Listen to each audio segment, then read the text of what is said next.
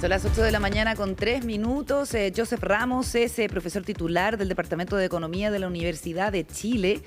Vamos a hablar con él sobre la situación de la economía en nuestro país después del IMASEC 0 del mes de septiembre. Pero antes, Joe, muy buenos días, gracias por conversar con nosotros. Partamos con lo que está pasando en Estados Unidos, ¿cierto? Tú eres ciudadano estadounidense, entiendo que votaste anticipadamente. ¿Qué te parece el hecho de que Donald Trump se haya convertido nuevamente en presidente? Buenos días. Yo voté en contra de Trump. Estoy muy decepcionado, pero así son las elecciones y espero que se reconozcan los resultados sin titubeos, como fue la vez pasada, que creo que fue una vergüenza. Llama la atención que no solo ganó Trump, sino ganó el Senado y la Cámara. O sea, va a estar en muy sólida situación para hacer lo que quiere. Y es sin duda la figura estrella dentro de lo que hoy día es el Partido Republicano. Y por consiguiente creo que va a tener pocos cortapisas para hacer lo que quiera hacer. ¿Crees que en eso, Joseph, hay un riesgo de que pueda eventualmente tener una deriva iliberal o derechamente autoritaria este segundo gobierno de Trump? Bueno, todo es posible en la viña del Señor, pero no soy tan catastrofista. Puede que esta victoria de él puede tener el efecto de tranquilizarlo en cuanto a su espíritu de venganza, o por el contrario, puede darle la justificación para realmente apretar tuercas, qué sé yo, iniciar. Para él es una vergüenza que fuera imputado, entonces va a iniciar posiblemente investigaciones contra Biden, contra figuras políticas demócratas. Si hiciera eso sería triste, pero bueno, se puede esperar cualquier cosa. Yo espero que eso no suceda, pero ciertamente es posible. Joe, una de las cosas que más se ha mencionado en la campaña de Donald Trump era esta, y él, bueno, nos tiene acostumbrado a estas frases que son bien grandilocuentes respecto de su poder y lo que él podría hacer. Y en el ámbito de la economía y todas sus diferencias que tiene con algunos países, particularmente con China, ¿cómo se ve las posibilidades en un segundo mandato de Donald Trump de gestionar la economía ahora que, además, como tú muy bien lo reconociste, tiene el Parlamento en mayoría? Sí, bueno, muchas de estas medidas, o sea, por ejemplo, todos los aranceles, en general requieren aprobación del Congreso. O sea, no solo es China a todo esto, o sea, el anuncio de él es que va a aumentar los aranceles a todo el mundo entre 10 y 20%, o sea, eso incluiría a Chile. Ahora, eso sería cambiar todos los tratados de libre comercio en que está Estados Unidos y eso ciertamente requiere ley. Y en China, claro, ha hablado de aumentos de 100%, de cosas por el estilo, que de nuevo, para productos específicos puede hacerlo, creo yo, sin ley, pero en general creo que tiene que ir por el Congreso. Pero tiene un Congreso, o va a tener un Congreso favorable a él, así que si sigue empeñado en eso, lo puede lograr. Ahora, hay que tomar en cuenta que Trump es alguien que opera vía el tejo pasado. O sea, si él quiere subir los aranceles, dice que lo va a subir montones y entonces si solo lo sube 5% o 7%, todo el mundo se tranquiliza. Entonces, ese es su estilo, un estilo como de negociación, ¿no? Tejo pasado. Hay que ver si es que eso es lo que sucede. Efectivamente, si cumple con lo que ha prometido en su campaña, tendríamos un problema serio en el mundo entero en cuanto a los aranceles norteamericanos. y que sin lugar a duda los europeos y los demás tomarían medidas en contra, y China, por supuesto, haría lo mismo. Pero hay que ver eso. O sea, una cosa, repito, es lo que él dice en la campaña y otra cosa es lo que de verdad va a hacer.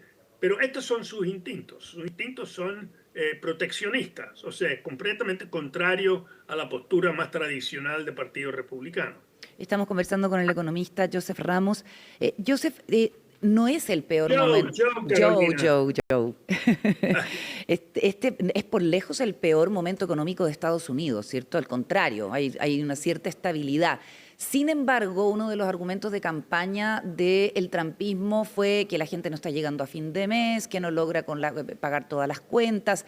¿Crees tú que ese fue el elemento que definió esta elección? Porque también se ha hablado de la migración como un tema principal. Bueno, a la luz de los resultados, o sea, efectivamente la mayor parte de los economistas consideran que la economía está muy sólida, la economía norteamericana, ha creado más empleo que en cualquier momento de su historia, pero efectivamente, a raíz de la pandemia y las ayudas que primero dio Trump y después aumentó Biden, la inflación en Estados Unidos, los precios subieron bastante.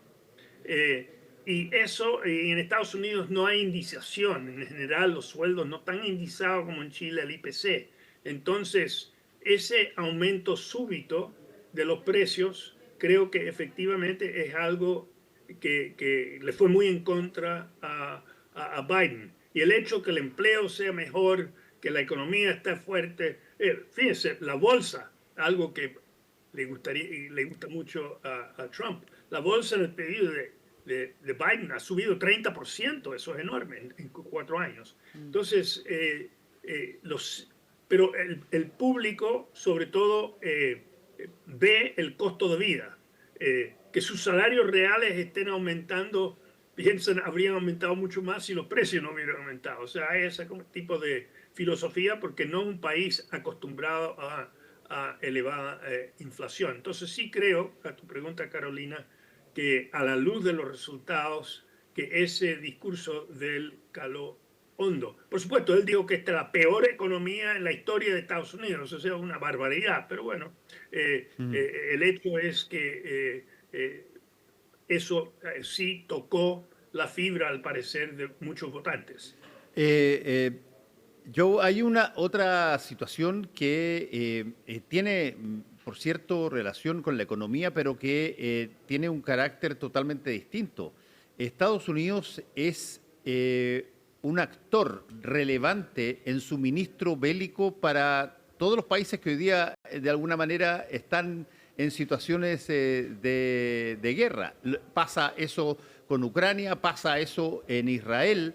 ¿Qué tanto es el valor económico de las guerras inciden en la performance de una presidencia como la estadounidense? Mira, no creo que el efecto económico es lo importante. O sea, lo que sí es cierto, hablando tanto del Medio Oriente como Ucrania, o empecemos con Ucrania, o sea, si ustedes se recuerdan, fue una promesa de Trump que él iba a poner fin a la guerra en Ucrania y que incluso antes de asumir se terminaría. Efectivamente, vía el control de los suministros, Trump puede poner fin a la guerra en Ucrania de un día para otro. Cortarle la ayuda militar a Ucrania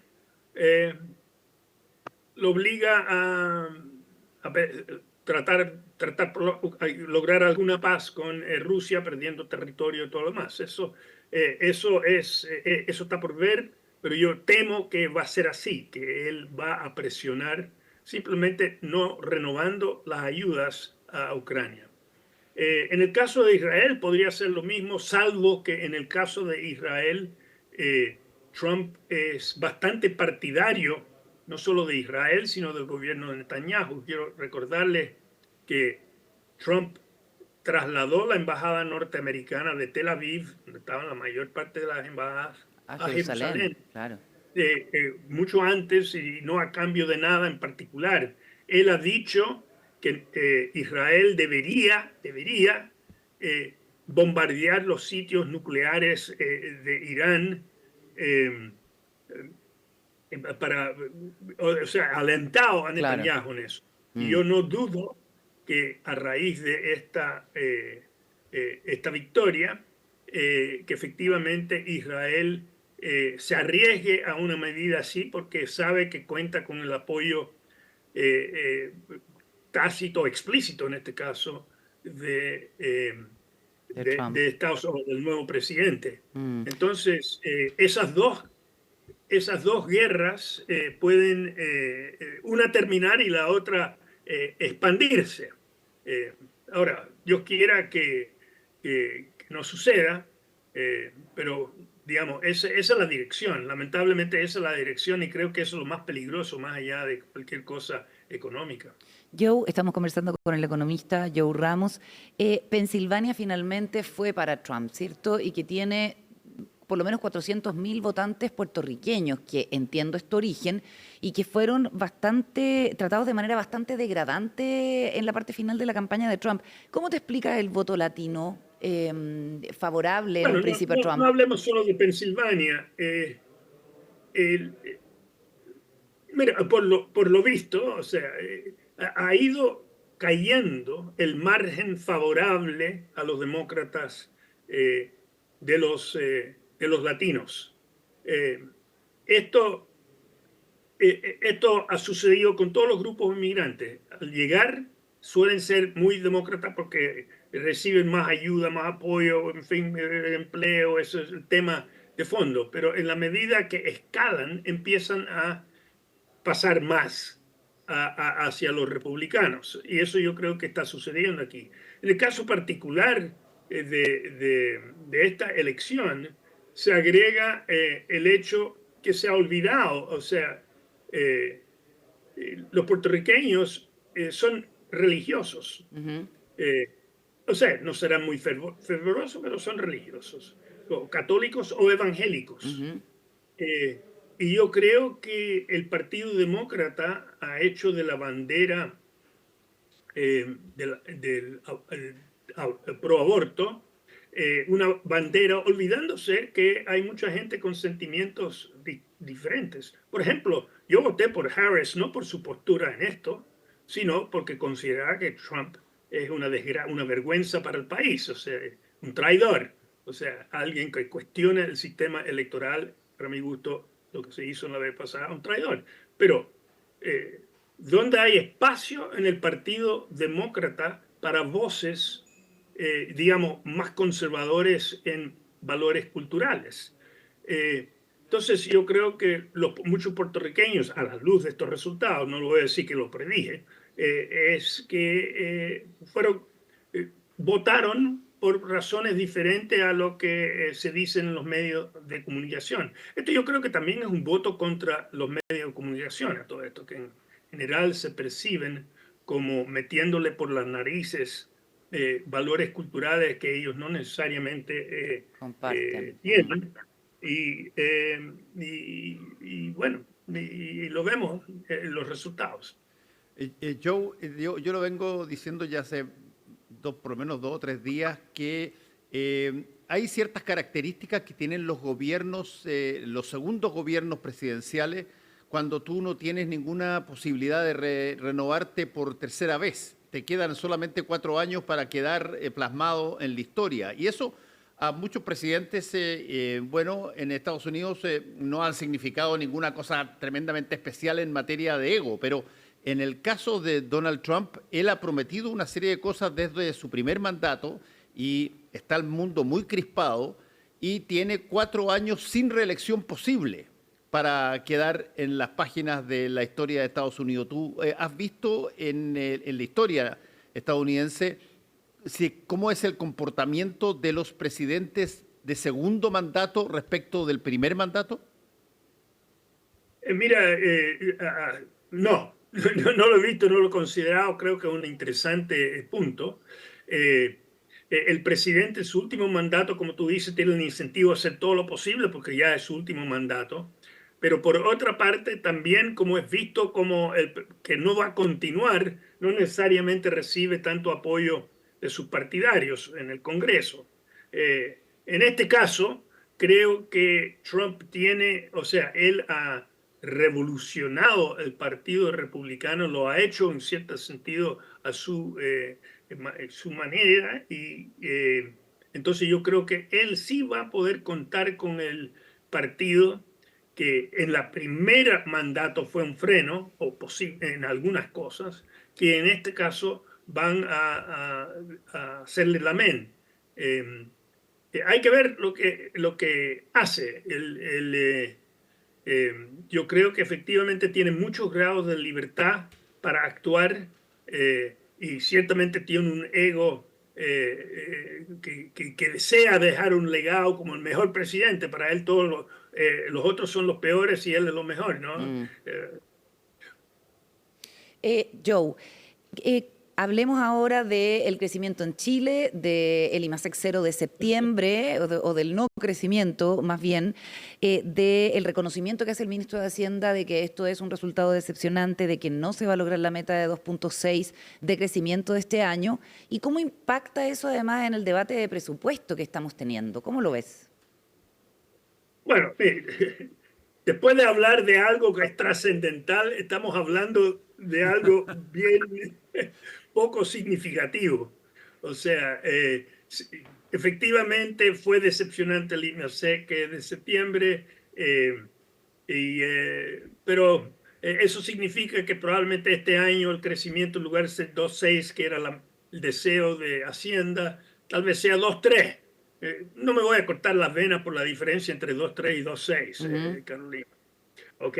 O sea, obviamente, si yo fuera ministro, quisiera que en lugar de los 6 fuera 3 o 3.5, Claro, lo que fuera. cada décima cuenta. Pero no estamos en esa circunstancia. Efectivamente, esto implica, o sea, el tener menos crecimiento en cuanto a las cuentas fiscales, que es tu pregunta, significa menores ingresos que van a entrar al fisco, y por consiguiente, si tú quieres mantener los equilibrios macroeconómicos, las metas fiscales, tienes que cortar gastos.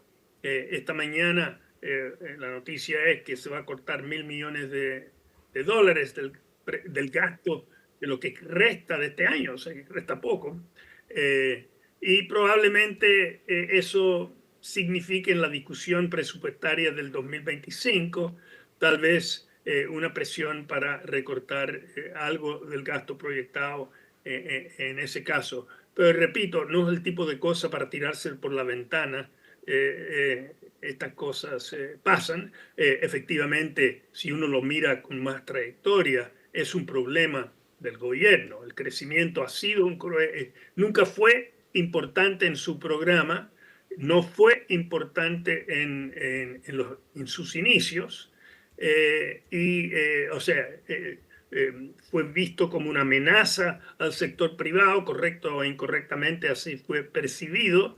El discurso fue bastante anti sector privado, y logró asustar. No hicieron muchas cosas en contra, pero lograron asustar y están pagando las consecuencias. Creo que probablemente han recapacitado bastante, pero es como la virginidad, se pierde en una noche y es difícil reconstituirlo el día siguiente. Se toma buen tiempo para que las fuerzas oficialistas se crea que en su ADN hay una significativa preocupación por el crecimiento.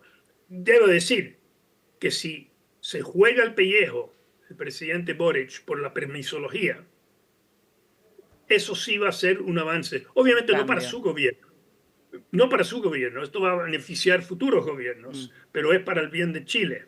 O sea, entonces, eso sería algo positivo para el crecimiento del país, en lo que pueda hacer el presidente en este último año que le queda. Bueno, muchas gracias, Joe Ramos, por haber estado con nosotros. Que te vaya muy bien. Muchas gracias, Joe, por la conversación. Buenos días. Buenos días.